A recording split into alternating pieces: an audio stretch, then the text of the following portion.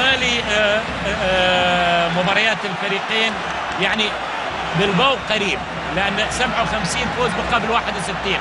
بلباو الله جول! انتظرنا كثيرا لمشاهدة الهدف الأول. الآن التسديدة القوية، وبالتالي يأتي الهدف الأول لمصلحة أتلتيك بلباو وليس لفالنسيا. عند الدقيقة 72 التسديدة القوية والهدف الأول هنا يأتي. لاحظ الكرة الأولى، هنا الكرة الثانية. مار لاعب أتلتيك بلباو، الآن كسب الملعب. حلوة المرور ممتاز.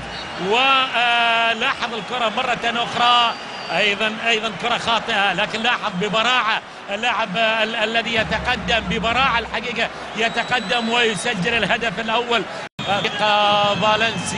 فريق فالنسيا في الدقائق الأخيرة للمباراة تصل إلى بانيجا إلى الأمام، إلى الله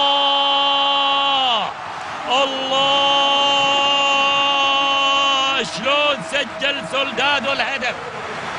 شلون سجل سولدادو الهدف ببراعة! سجل الهدف سولدادو. شوف ولاحظ بانيجا، مباراة كبيرة لبانيجا. لاحظ شوف حلوة اللقطة يعني ما يفعلها إلا الكبار. طخ بالجول، هو تقدم، خرج لحارس المرمى غوركا، ولكن لاحظ المهارة احضرت. هو يوم مر من حارس المرمى